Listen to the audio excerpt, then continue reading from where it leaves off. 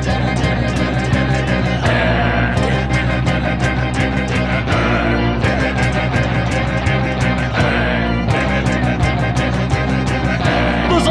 not a bat, he's a man who fights crime. And we're gonna watch him fight for a minute at a time. With John and Niall and a guest who doesn't rhyme. It's Bat Minutes!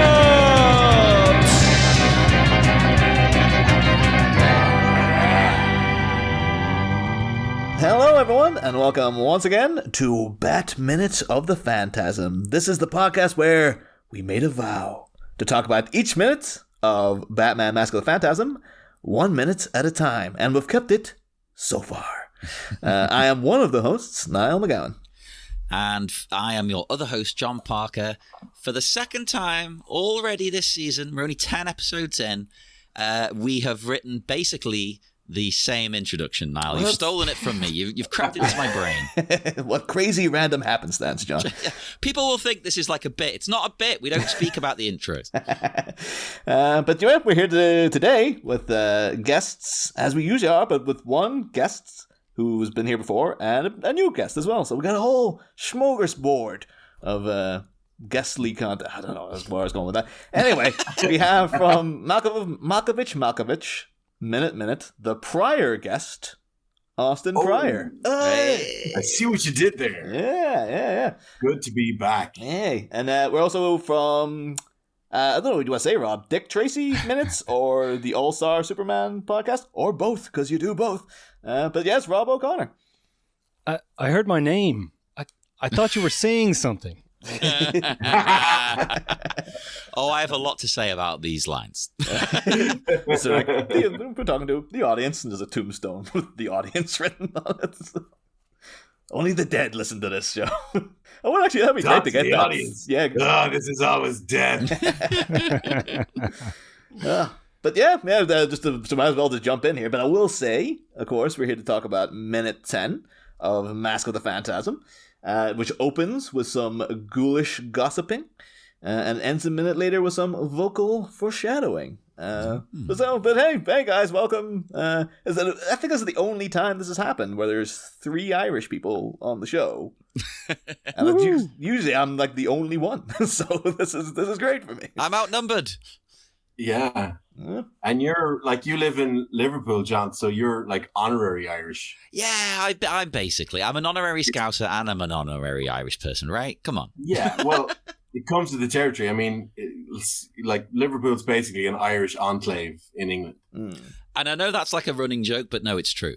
Yeah, I always get confused. I mean, England is part of Ireland, right? That's a thing, right? England is part of the Celtic Isles, right? That's the whole thing, right? I always get them confused. Yeah. We don't learn that in school. I mean, sometimes you'll hear Brits complaining and like, oh, they said our film was an Irish film and their awards. Yeah, just shut up about it. It's fine. It doesn't matter. Hey, why aren't you wearing a shamrock on St. Patrick's Day? What the hell is that about? That's so disrespectful. I might start doing that now just to prove a point. Where's your shamrock? But we should ask though, because you guys will be on the same boat as me then, because usually we'd start off this season by asking like people's history with the movie, because even though Mask of the Phantasm is kind of like renowned as being like the best Batman movie, quite a few people haven't seen it, which is quite strange. But like, what do you guys' history with this film and the BTAS itself, which is probably very similar to mine because it was shown in one channel in Ireland. So. Yeah. Right. Yeah. Do you want to go ahead there, Rob? Yeah, sure. So I first saw... Well, okay, so I'll start with the animated series. It was a force of nature for me. It aired on the Den. I watched it on the Den. I feel like I did also see it on UTV, Niall. We got some of the English channel. Yeah. So when I was a kid in the early 90s, there was 2 Batmans. There was the Adam West Show, which I referred to as The People One. And then there was the animated series, which was the cartoon one. And those were the ones that I was allowed to watch because the Michael Keaton movies were like this forbidden chalice that I only ever saw when I'd go to a video shop and I'd look at the back of the packet and think, oh my God, this is the coolest thing I've ever seen. I wasn't allowed to watch them until I was much older. My mum introduced me to both. She had grown up with the Adam West Show and she thought I'd love it, which I did. And then she discovered the animated series through me. And like while I was watching it growing up, she was like, "Oh my god, this is actually really good. Like, why are the other things, the other trash you watch, as good as this?" And she was like, she loves this movie. You know, she would always rent it for us, and she'd kind of watch it with us. And I think the movie, The Mask of Phantasm, it's probably not actually my favorite Batman movie, but it is the thing that I can point to and go, "Oh yeah, that's the thing that I watched like repeatedly as a kid," and that's the thing where I kind of knew even as a kid, this is never going to go away for me. This is like, Batman's always going to be part of my life, and it's and it always has been, and it's still, I think the animated series overall is obviously the best superhero cartoon ever, and probably always will be. And you know, I think it's aged like a diamond. I think there's a lot of cartoons from back then that haven't. Like, a lot of people love the Spider-Man cartoon from back then. It's not very good. No. But there's so many weird, and like, obviously there's all the big episodes, but I think there's lots of weird random ones that I remember like really vividly watching repeatedly, like the Invisible Man episode, which had Elizabeth Moss in it, funnily enough. Oh wow. Cool. And she went on to be in the Invisible Man movie, which is pretty cool. Baby Doll, I remember we taped that one. We were watching it constantly. The Jonah Hex one, randomly, we had taped. Oh, wow. And the one I remember thinking was actually my favorite episode as a kid was the Hardak episode where he fights the evil Batman robot. Oh, yeah. There's a scene in it where, you know, he pulls off his fake human face and he's a robot underneath, and I remember thinking as a kid, oh my god, that's so scary and amazing. So yeah, I just absolutely love this cartoon and this film, like it's a living person, if that makes sense. I really, really love it. Yeah. Wow. Great. Well, yeah, I mean, like most people, I was introduced to Batman by my mum. No, that's just wrong. But no, I actually was able to witness the first broadcast of Batman the Animated Series, which of course was just called Batman back then. I witnessed the first broadcast on the Celtic Isles, as we're now calling it. It's the official title now, yeah. Yeah, which Come was, out, you bat and tans. We're doing a cover of that at the end. Balaclava episode. It was... yeah, because I was just very much a Warner Brothers kid, and like, you know, I had this kind of anti-Disney thing going, and yeah, and like UTV's like kids TV on a Saturday morning, same stuff as ITV for anybody in mainland Great Britain. So like, their stuff was just always that bit edgier and cooler, and they had a deal with Warner Brothers. So like, I was in, you know, because you had like Tasmania and Tiny Toons and later Animaniacs and stuff, but like, this was like, we're doing a Batman cartoon, and it had the same music as the, you know, Tim Burton movie, and I saw like it started pretty soon after Batman Returns, so I thought it was going to be a sequel to Batman Returns. And then when I saw that the Joker was in an early episode, I was like, what is this? And I was trying to work out what I now call canon, but you know, we just said like, it's not the same, you know. And so yeah, but I just, once I started kind of getting into the groove of it and saying it's its own thing, I loved it from the start. But it's like, yeah, I just want to say thank you to the Batman beings for like causing me to watch this movie and be back in that world. Because like you, Rob, I don't actually think it's perfect and amazing, and I have like issues with it and stuff. And we talked about that when we were having our bromance travel. But that, like, just being back in this world of this version of Batman. And the thing that I think gives me the goosebumps the most is the sound design, this really distinct approach to sound that this show has. And the first time I heard the clack of the keyboard of the back computer in the back cave, I was like, oh man, I'm home. This is like, yeah, that's a because good like noise. To me, this is this is prime Batman. And like my wife even more so, because like we like early on in our relationship when we started living together, I got the DVDs of these and we kind of reacquainted ourselves with them. And she was, telling me that like, this is her version of Batman. She never got into the Adam West. She never got into the movies that much. And like every other Batman is compared to this. And I was like, oh, you're a keeper. But yeah, then Mask of the Phantasm itself, I didn't know it existed because, back then, no internet, you don't get to look up how many episodes or whatever. You just see it when it's on telly. And I was just like, saw it on VHS for sale in the shop. And it was like £7 or something. I was like, well, why is it so cheap? What's wrong with it? And just finding out that a movie exists and being able to buy it at the same moment is just like one of those rare things that you kind of, we don't really get to have anymore because we know what all the movies are. So I brought it home, and like, I just being back in that world is amazing. And I do have kind of problems with the third act, and I don't think it lands perfectly amazingly. But this time rewatching it, I was just struck by so many beautiful little touches and great gags and great character moments. So I was like, this is like, I do have my problems with it, but I can really see why people love this so much. Yeah. I mean, talking about great character moments, like this opening minute has like loads of them. Really, they're meaty cute. Yeah. Well, as a first time viewer, everyone listening knows I never watched this before. I'm going to go the opposite now and say I think these are the worst 3 minutes of the film. Really? Oh my god! Oh no! Yeah, I actively despise their interactions here. Oh, what?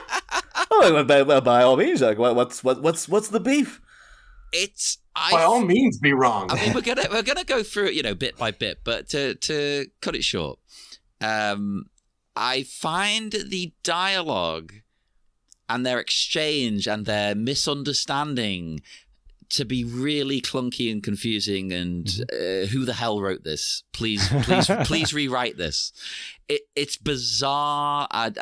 It's not like charming or funny that, oh, I thought you were talking to me. No, I wasn't. Oh, I thought you were talking to me again. Stop repeating yourself. Well, that's the thing, because that's setting up a thing. Like, cause my mentality is that there's not many misunderstandings happening. Like when Andrea opening, she goes in, but like starts talking again to her mother, been like, you know who that was? Bruce Wayne. Like, oh, I've seen him on campus. Yeah. Very, very moody but cute though. She's saying that to Bruce. She knows because he's the fact that when he comes back over and he's just like, I heard my name. No, 100%. She's saying you're right. Yeah. Like she's saying it to be, and she's acting coy, using maybe it's bad taste using her dead mother as a way to flirt. But we see her later on in the movie earnestly talking to her mother's grave. So I think initially she was talking to her mother. It's just now she's like, and now I've got an opportunity to talk to Bruce Wayne. So I'm like, well, this will be a little playful thing to be like. Well, that's the thing. Either she's doing it to be playful, which is just weird, or it's a bit manipulative. Well, that's how you pick people up, John. That's stupid. Like it is. I think it's evocative of like a 1940s screwball rom-com type thing. Like it's that kind of a meet cute. And if it's aged in that way, then so have they. That kind of way. Like they were still writing romantic comedies like that back then. I think in the in the early 90s. Yeah, but even like the whole throwback, they can get away with that because the whole aesthetic of this is based on the 1940s, the cars and the black and white TVs and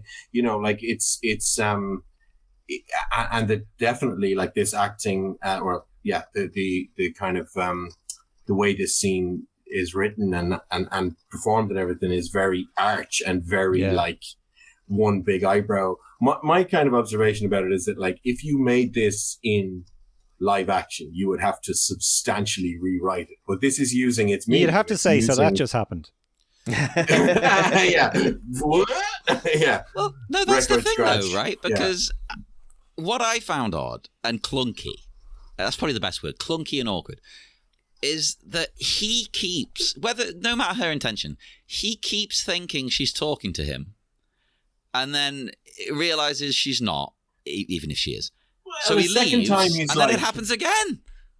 But the second time it's like, okay, I heard my name. What's going on? Like, this one is, you specifically said my name. It's also just the thing, too, is like he is, like he sees her. She's like, oh, she's a beautiful woman. She's like talking to something. She said my name. So he's just like, what is happening here? Like, well, she does have no chill. Literally saying this out loud while he's in earshot that she thinks he's cute. But she's being playful. She's doing it intentionally. One of my favorite things about this, especially rewatching it recently, I saw it in the Lighthouse Cinema here. They played it after Kevin Conroy passed away, and it was really lovely. I love how much of like a kind of a buffoon Bruce Wayne is. Like they show him being really fallible and not picking up on things, and he's really superstitious in a way, and like there's this tendency in a lot of modern stuff to kind of show Batman as this like perfect guy who can do no wrong, and he's everybody's best friend, and if he just has enough prep time he can solve any problem. But in this he's kind of an idiot, and I kind of like that about it.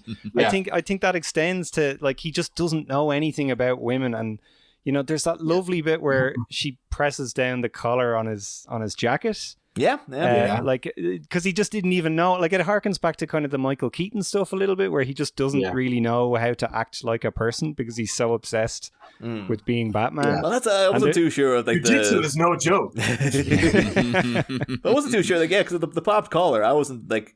Some ways it's like, oh, maybe he just didn't. If it was one side was up and one side was down, I'd be like, he just didn't realize. Alfred just didn't get him on the way out to be like, what the hell are you doing? Like, you're showing up. Your father would be ashamed of you. Like, but in some ways, I was like, maybe this is supposed to be like moody, like, well, I'm a celebrity. I don't want people looking at me. So I got that's what I thought, like a style thing. I think as a kid, I thought he was trying to be cool by having a popped collar. And got she's like the Chris O'Donnell. Like, no, it's not working for you. Be a grown up. Like Chris O'Donnell saw this and was just I've like, tried to do a popped collar like a million times, and it never looks good on me. It's even worse. You see it like tennis players. Maybe I'm used to it, but people just wearing like polo shirts and stuff, and just popping a collar is just like, unless you're Dracula, like unless it's got a whole thing to go with. It was a long coat, I can kind of forgive it, but it did have it has. I don't think our Bats like Battinson has a popped collar, but he strikes me as the type who would have an overcoat with the collar up. Popped collar energy. Yeah, they have that kind of like, just don't look at me. Going back to what I was saying earlier on now, like you could never do this in the Robert Pattinson movie, not because that they wouldn't be afraid of showing Bruce to be fallible, but they could never show him be less than super cool. And like this huge romantic badass that women would be in love with straight away, and he'd know exactly what to say to a woman because he's so f***ing cool, whereas this guy's just an idiot. Like, I kind of like that. He's like a Redditor throughout this movie. I'm not saying it's terrible. Like, it's not the worst thing in the world. I'm just,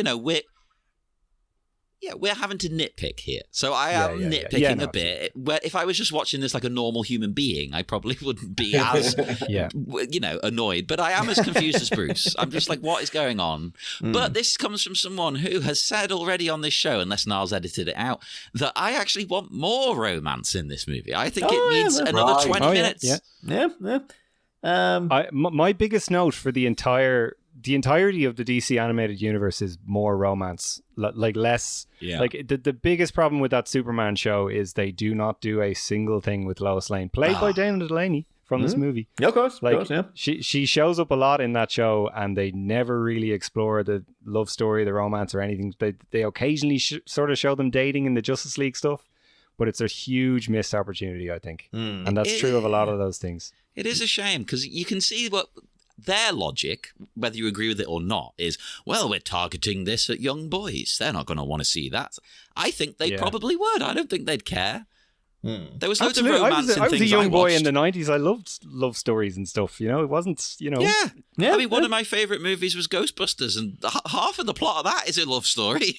Star Wars, Star Wars, yeah. Although anything with Pete Venkman, I'm just like, is it a love story or is it just him being like, creepy? He's just there, and it's like she might be falling in love with him, but I doubt he's like, well, I'm getting late, I guess. True. He does disappear after the first movie, apparently. So. Yeah. But of course, sorry, go ahead there. Right. No, I just wanted to point out that like the digital de-aging in this movie is way ahead of its time. Yeah. They took that drawing of Bruce Wayne and turned it into a younger drawing of Bruce Wayne. Incredible. It just looks flawless. Although, actually, I'd say I did note a flaw in that they've given him a widow's peak. And then you see his hairline right. in the rest of the show. He never has that widow's peak anywhere else. Unless he's been, It's plugs. Is it not that he just has his hair slightly longer when he's older and it's kind of swept forward a bit more? I know. I was looking at the Maybe. hairline, and they have a distinct it goes down into a V. Whereas unless he's going bald and he's been combing it down or something all the time, or it is plugs. Yeah. I feel like it could be we got a balding bat, and he's just like, yeah, it's been, I had that luscious widow's peak. You know who I think would have been a good bald bat? Billy Zane. Oh yeah. Although he's eternally Lex Luthor to me. This is like God. never.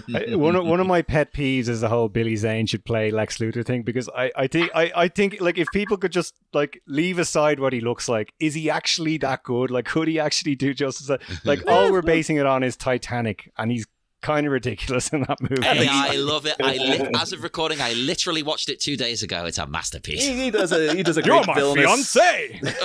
He does a great villainous turn in the Scorpion King 4. I think you'll Scorpion find. King 4. Holy God's sake. crap! What the hell?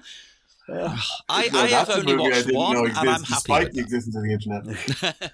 Although I have to say though, because we've now got proper pictures of him. I have to say, like, there's at least 3. I don't want to presume anything about yourself, Austin, the way you'd identify, but there's at least 3 people here who are, bald, basically. And the fact that they've given Keaton, like, a wig, I'm a little insulted, I have to say. Like, I'm a bit like, this Flash thing, it's like, oh yeah, but Michael Keaton coming back, and I was like, yeah, he's got this glorious, like, grey quiff. And I'm like, well, is he like a hardcore Smiths fan now? Like, what just let him be Michael Keaton? What the hell's this wig about? But... No. I agree completely. I was really disappointed when I saw that. It's like they're trying to emulate what his hair looked like in Batman Returns or whatever, but just grey. Yeah. Whereas he had the perfect hairline for like old man Bruce Wayne from Batman Beyond. Like, why not just use that? Like, why? What's with the wig? There's Totally no agree. representation in the bald community. Yeah. Yeah. Who have we got? Vin Diesel? Statham. And The Rock, Statham. I guess. But Yeah. then The Rock is just like, well, you're shaving your head. You're not really... Yeah. The Mitchell brothers. And one of them's not even been around for like 20 years. Like Ross Kemp should play Lex Luthor. That's what I want to see. Let's do it. Michael Stipe should play. Yes. Lex Luthor. Moby for Lex Luthor. So after she's going, like, oh my God, that was Bruce Wayne. He's totally awesome. That's the gist of it anyway. He then, like, sticks his foot in it, by asking, who are you talking to? And of course, it's a dead mum. So I think I brought this up last week, Niall, but, even if you thought that this was odd, someone just talking to themselves, and a little unhinged, you're in a graveyard and you find out she's talking to a dead mum, I'd be like, okay, I'll just leave you be. I'll leave you to it, whatever. I'm not going to get involved in this. Yeah. You just feel sympathy for like the specter of her dead mother having to hear about her getting laid all the time. It's like, I don't want to know. Stop telling me all this. Well, you'd think you're being rude to someone who's either really upset or deranged, right? But you're forgetting one thing, John. She's hot. Oh, well, I mean, that could You're forgive a forgetting lot of two things. She's hot and vibes. Yeah. Oh, yeah. There's serious vibes. That wins me over, I'll be honest. Yeah. Yeah. So I think that On the subject of Andrea's hotness, by the way, have you noticed, or has anyone commented on how much she looks like Dana Delaney in real life? that's the weird thing about like all the DCAU is that most of the people they cast could play, like you get to like Bullock and stuff. It's like you could just have that guy. If they ever made like, oh, we're doing a live action movie now, it's all the same people. Ironically enough, except for Kevin Conroy, because he's just like a skinny, gaunt man. He's like, well, if you look at Kevin Conroy in like 1988 or 89, he was in some like soldier show or something where he had muscles and he was kind of handsome and big and tanned, and you're kind of like, well, maybe he could have done it then. But like across the board, I never really thought Kevin Conroy would translate to a live action Batman. Because it did him in the CW. Like their Infinite Earths thing. It was a bit like so excited to see him, and then you're also like, yeah, I guess like maybe because he's had this back thing for ages, and he just looks like the muscle tone's completely gone. It's like, yeah, that's a very skinny Bruce Wayne you got going on there. But I think his whole performance was, so much of what I love about Michael Keaton and Robert Pattinson, to be fair, is like they can do so, like less is more. Like they can do so much with just, a look or an intonation or by not saying anything at all. Whereas like Kevin Conroy's entire performance is his voice and the booming voice and saying every single thing that's on his mind. And, I don't know if that really translates as well, but that's, I don't know, it's just me. He's still the best. He's still great. Yeah. Easily. Yeah. Although I have to ask, because should point out as well, of course I've mentioned that Kevin Conroy's tragically passed since like we were kind of gearing up to start production, and then it happened. And it ironically enough happened the same day Wakanda Forever came out. Because I remember going like gearing up to be like, well, I guess I'm going to go basically mourn Chadwick Boseman in this 2-hour kind of funeral movie, which wasn't what Wakanda Forever is, but kind of also is. And I was like, oh yeah, and then also this like a guy who played a fictional hero means way more to me. Died in the same day. It's like, oh man, this is just a weird mood to be in to try to go out to this. But just to have that happen the same day, but then also because we do get at the end of this minute, we get a little shine of the so far, like the Batman voice kicks in.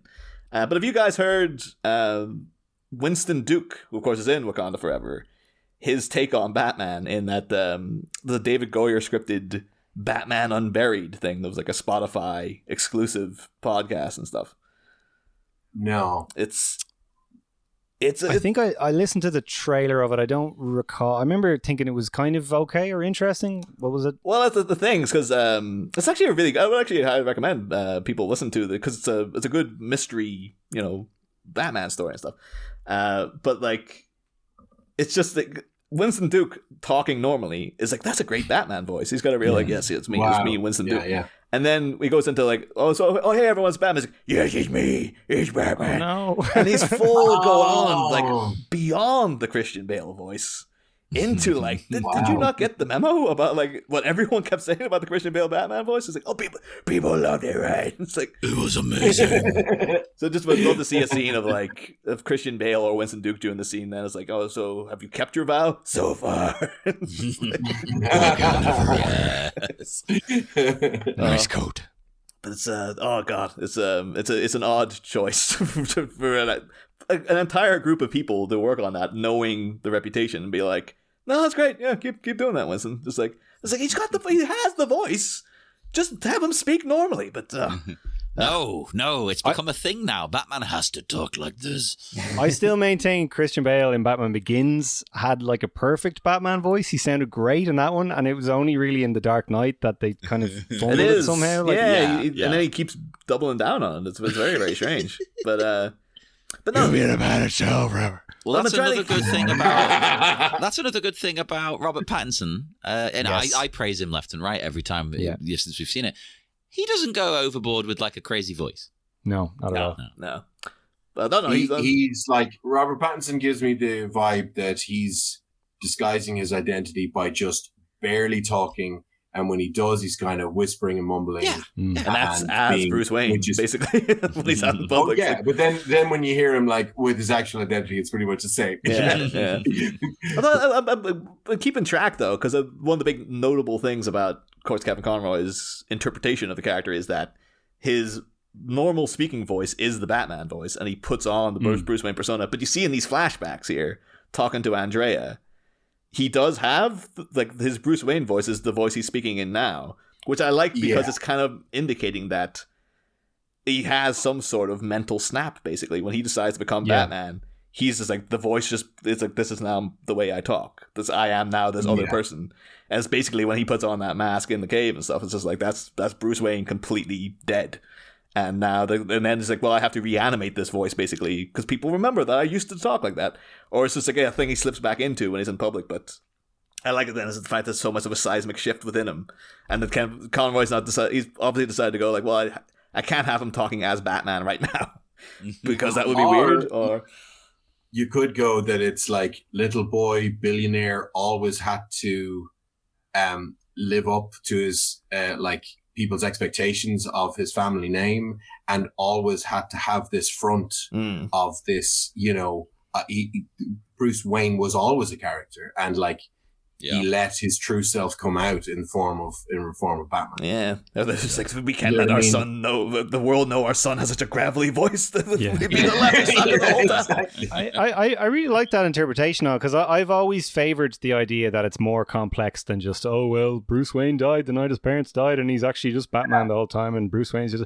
I always like that there's a little bit more to it than that, and I feel like there's a lot in this film that would suggest that, and that you know, the whole film is about him, you know, possibly learning that, well, actually, no, maybe this thing that I clung to my whole life, maybe I can just be happy instead. And maybe that's a valid way of living too. And then he has that all taken away from him. And that's the best stuff about this film. And that's that's what's mind blowing about this. It was like, oh, I never thought about it like this. You know what I mean? I never looked at Batman this way. And that's like, I think why a lot of the reason that this film has the reputation it does. It's just kind of like, but this is a kid's cartoon. That's like some of the best Batman stuff, you know? Well, that's the thing. We've talked about it already. But the fact that it is targeted at kids, but the plot and the themes are very adult and serious, aren't they? Yeah. Well, even this is the PG-13 version. This is like, they deliberately did that, and it was in cinemas, and it was like, I'm pretty sure it was PG-13. But it was like, you know, there's blood and there's more violence in this than there is in the cartoon and stuff. But it still matches, and it still feels like it's of a piece in the same world and everything. But like, it's definitely, and they also wanted to give the plot a bit more depth, and they had never written, you know, the whole kind of reputation of Batman the Animated Series is that like, it's these amazing 20-minute movies, you know, and they feel like movies, and they fit the whole kind of main plot of a movie. They pack it in. And so now they had to just not do that, you know, just write a full, you know, they didn't manage to go 90 minutes, but they stretched it from where they, and maybe that's some of the flaw of the movie as well. But like, I think for the most part, they pulled it off, and they added depth, and they added character, and it's some great stuff. Yeah, absolutely. And they added Abe Vigoda. Any movie with Abe Vigoda is it's a winner. In a small way, I get little touches of that here as well, where he, you know, after he gets confused with what she's saying, he basically apologizes. He's like, oh, I didn't mean to. And that one line where he sort of stops, I thought that was really good, because he gets it. He gets what she's doing. He's done it himself many times, I think. Yes. Well, that's actually a rare... because looking at the script that's online and also the novelization, I noticed the one big change in this minute is that, of course, when Andrea says, like, you know, or she's talking about, like, oh, and, you know, I talk out loud as if, you know, I can hear her. It's like she's right there. And Bruce is like, oh, I talk to my parents. And it's just like, as if he's like, oh, he's probably, we're to assume he's talking internally to his parents all the time or whatever. But in the screenplay and in the novelization, he says, I talked to my parents after they died once. Oh, that's a big difference. Interesting. Oh. Yeah, so that's like, it's like, and that's like, he made this vow and he's never spoken to them since. It's just like, that's the last thing I ever said to them, I guess, is that I promised I would be, you know, yes, Father, I shall become a bat or whatever. And I really like, because it's actually, I was listening to a thing, people were looking at, one of the big things that the anime series does that, you know, a lot of people will say the film should be doing is that they never address head on the Wayne's murder and stuff. Like, you always get allusions to it, and you get like it's always presented in a very surrealistic, nightmarish. I wish they'd do that in a film sometime. It's so annoying. We never see it in live action. And it's great one. I think it's one of the Scarecrow ones where you see, like, he has a vision of them going into the alley, and then everything falls apart, and the alleyway turns into a gun. Into a huge gun. There's lava or blood flowing out. It's just like, holy Christ, this is incredible. But amazing. But yeah, they have there was an unmade episode by Michael Reeves, who's one of the writers on this, called The Vigil. I don't know if you guys have ever heard of this, but within that you see it's actually ties that we'll be bringing it up several times throughout the season, because it direct ties into Mask of the Phantasm. Like, continues on scenes, you know, from the film and stuff. But it actually shows you the direct aftermath of the Wayne murders, and it shows you Bruce making his vow. And he makes it like that night. it's basically like, you know, he's taken home as a as a boy, or a Batman, depending on your and your viewpoint of it. But he and then so Leslie Tompkins is there, and she's like up in the bedroom with him. This is all. It's never, it's not even a script. It's a script treatment that you. God, that sounds amazing. And she basically says to him like, okay, Bruce, but after some time, like, don't worry, you'll get over it. Like, you'll learn to let it go. And then she goes down, she's talking to Alfred about how worried she is, and it cuts to Bruce. Apparently he's just got his fists balled up, and he just says to himself, I will never let it go. And, from there on, that's supposed to be the night he made, is like, I will never get over this. And throughout the rest of the episode, he has flashbacks to Alfred raising him, and he's like, come down for you, whatever. And Bruce is already up there reading books and studying psychology and all this kind of business. But I think that's supposed to be, rather than like, like when at the end of Dark Victory, or like that first issue with Robin showed up, there's a literal thing of him making Robin take an oath, like holding up a little candle in their hand and being like, oh, fight crime for the rest of time, and all this kind of stuff. That's a callback to Batman number 1. No, not Batman. Whatever one Robin shows up in. Detective number 33, that happens, the candle and all that. Yeah. Wow. But yeah, so it was supposed to be in the DCAU version, that was his vow, was that night. It's been literally, I guess it would take a bit, that night they died, he made that promise, and he's been holding it for like 18, 20 years, 25 years, however long, it's supposed to have been since then.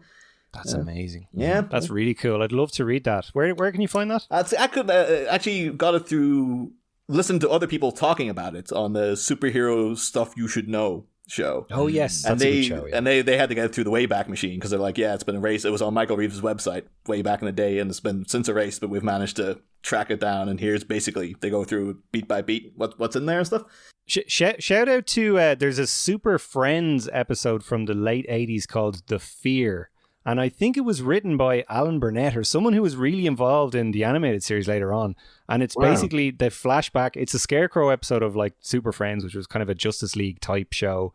And they flash back to Batman's origin, and Adam West is playing Batman in it. And it's it's really, really good. Like it's dark and it's serious, and like it's still Super Friends. It's a bit goofier than this kind of thing. Like it's nowhere near the level of this, but it's really cool. And like Adam West is playing it straight, and it's definitely worth a watch. You can find it on the DVDs are out there, and it was on that DC Universe thing at one stage. So it's probably on a streaming service somewhere, out there. But it's really cool episode. Yeah, one of the 800 million streaming services currently operating. Yeah. It's almost as if things are just turning back into normal TV, but you have to pay for each individual channel now. It's annoying as hell. Capitalism, isn't it wonderful? I was going to say exactly that, John. Yeah. But so do we think that the Victoria Beaumont is actually buried here, or does Andrea carry around a tombstone that she plops down next to the graves of people she fancies, and it's like, oh my gosh, that guy's cute over there, hey mom? That would be a genius ploy. I was just gonna say, as if she'd made a date with Oliver Queen like a couple cemeteries over that day. Hell yeah. I feel like if it had worked out between these two crazy kids, Andrea would like carry around a vial of her mother's blood. Like I think Angelina Jolie used to do that. Yeah. When she was going out with Billy Bob Thornton, and they'd be just this weird rich couple. Is it odd that I kind of like that? I would do that. Yeah. Sherlock? Yeah. This is like sure look now. Sure takes all sorts. Although now you're there making fun of pretending it's phony. But here's something I liked. I thought her response to the line I mentioned before from Bruce, where she's like, "It's okay, we're done. Mum doesn't have much to say today." I thought that was really good and playful. Like, she knows she's not actually speaking to her mother.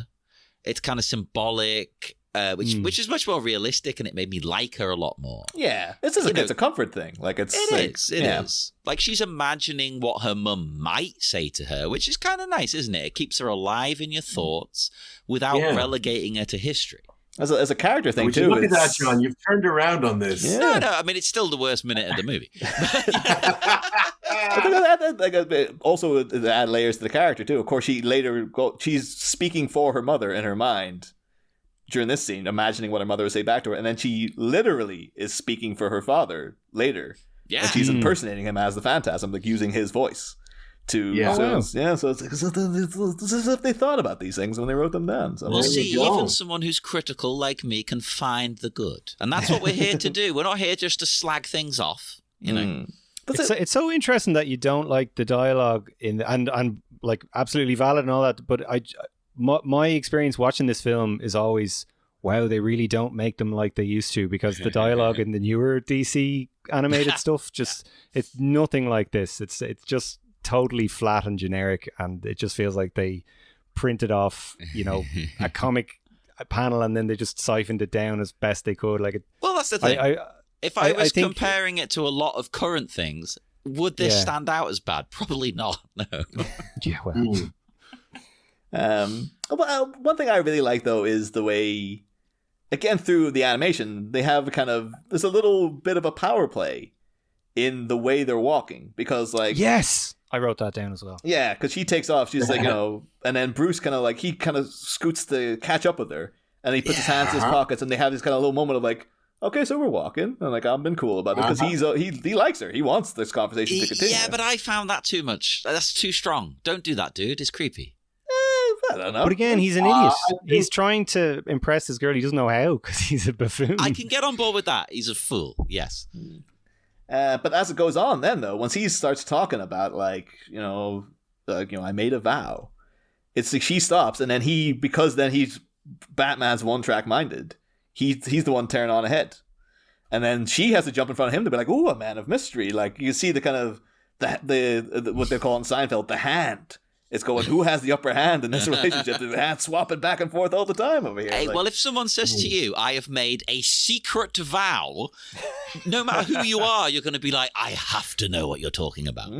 I need this information. It seems super bloody cool. Can you imagine if we just said that on there? It's like, yeah, we've made a secret vow. What? Anyway. And? Who makes a vow? Who makes a vow? That's insane. It's just like, I shouldn't have told you about the vow, actually. What subreddits are you on?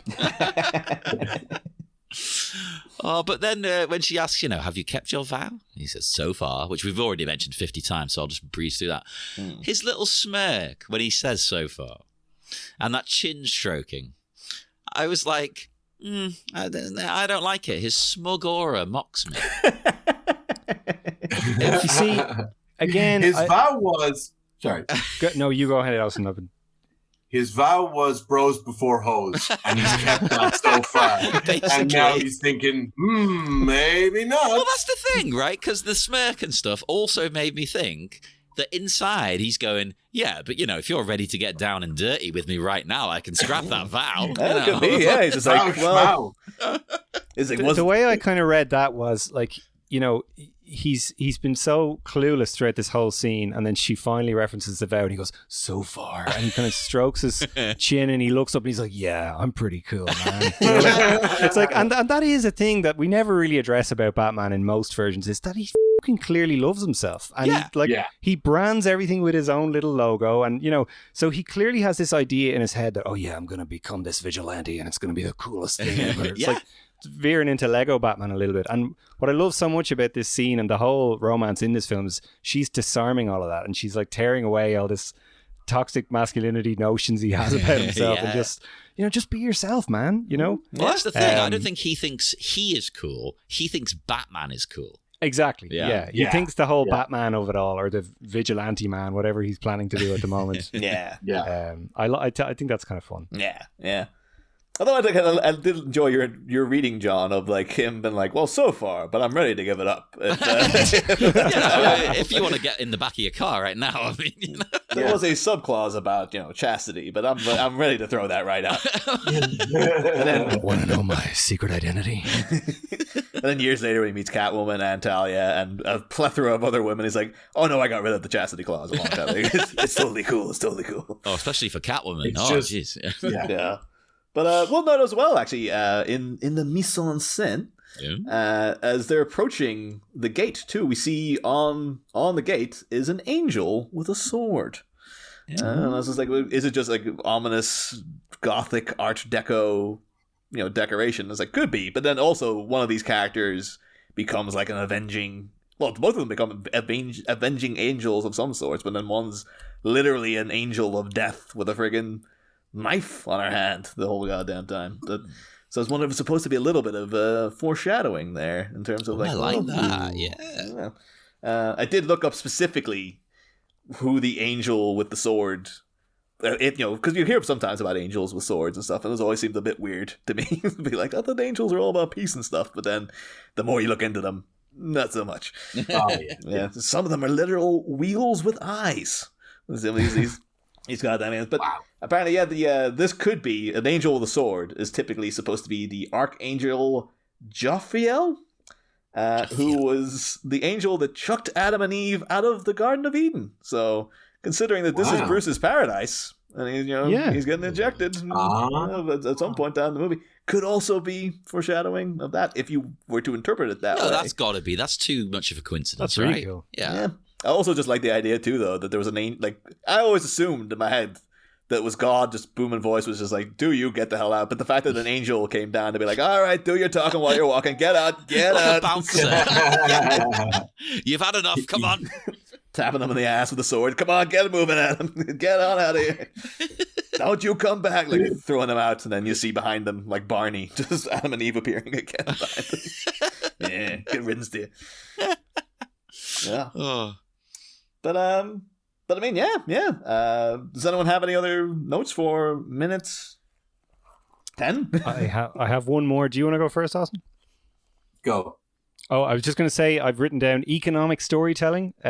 Andrea mentions, Wayne Enterprises, and then she swiftly follows that up with, I've seen him around campus. So in the space of about 10 seconds, we know that Wayne Enterprises is a thing at this point in Bruce's life, and we know that he's done a semester in Gotham University. So they're like you're like piecing together the different chapters of his life, and it's all where done you are in the timeline and all that. Yeah, I thought that was nice. It may be a bit clunky, but like a good way of kind of setting the scene for where he is and kind of what he's been through. I think it works. I was actually trying to find like because depending on what source you're looking at, you try to look up like what degrees Batman has. Some people will tell you he's got like 5 PhDs in this, that, and the other. It just gets ridiculous, but criminology and yeah. And it's like mathematics. It's like, I guess he might use mathematics at some point. It's like, what the hell would he need that for?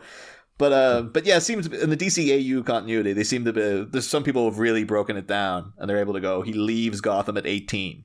He goes off to study in the mountains to become a ninja and whatnot. But it would seem that apparently he did go to Gotham University for like a little bit to study medicine. So I guess this is that maybe he's there now, basically picking up whatever he needs, and then he's like, or maybe he is having a little brief, like, well, maybe I could become a doctor like my father, but he's not really thinking that. He's probably there like, well, how do I? If one of Alfred's just, out getting laid some night, and then I bust my whole head open, like I'm going to need to sort myself out, I guess. Oh, that Alfred. Yeah. Always boning. Yeah. But that's, I guess, then we're also to take it, like, let's start trying to figure out, like, what age he is here. It's like, because I would assume this would have been him at about, like, I think they said it's 10 years since he's seen Andrea. In my mind, I always like thinking Batman's like mid-30s. So I assumed he's like mid-20s here, but I guess he could be like, maybe. I would say 20. 20, yeah. Unless it depends upon how, if he leaves Gotham at 18, he could be away for like a good couple of years. He could be coming in as like not even a mature student. I guess by 23, 24, you're still like, that's not like you're an old man coming to university. You're still considered a mature student though, I think, aren't you?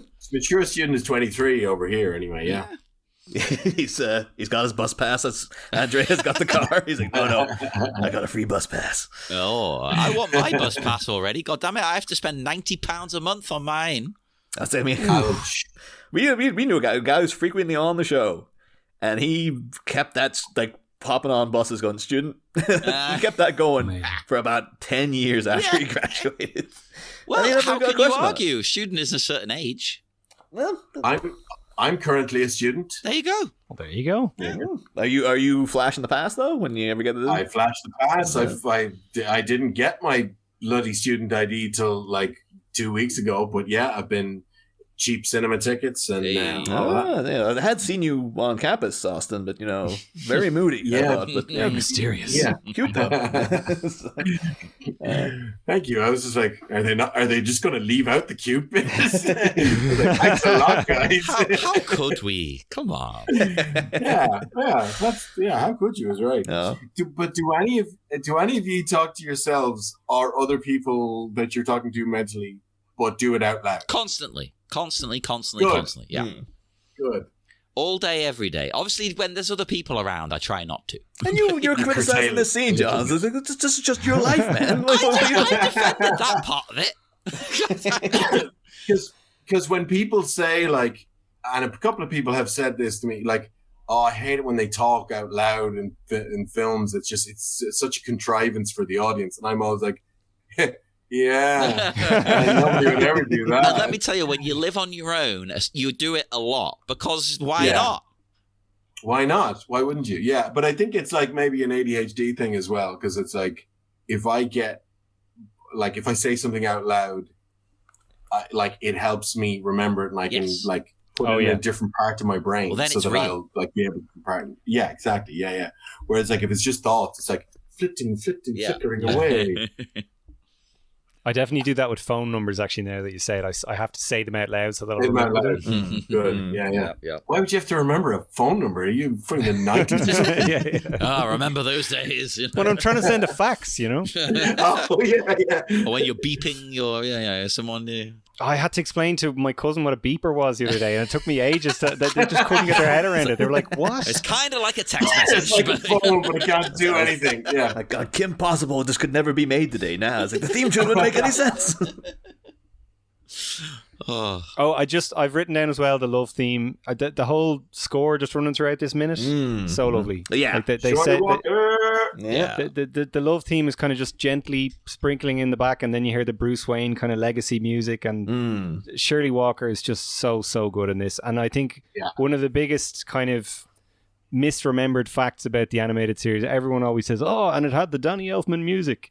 It had the Danny Elfman music in the intro, but Shirley Walker is what made the music in that show. Absolutely. And she had her own Batman theme, and it was, in my money, it's actually better than the Danny Elfman one. It's so good. Well, and I just love it. I mean, I'm so tied to the movie ones, I can't agree necessarily. But one thing that really surprised me with this was throughout the whole movie, I loved the music. Really good. Yeah. Oh, there's absolutely. There's certain scenes that I'm almost worried about talking about later, because like the music in them so good. I'm like, I'm going to get emotional talking about it. I have to talk about the music score in the background. It's gonna break me. Oh. But anyone got any other notes for minutes 10? Yeah, that's all for me. No. We will head off now then into the dark night. Would our wonderful guests like to promote anything they've got coming up? Austin, you can go first if you like. One day, long ago, I had a podcast.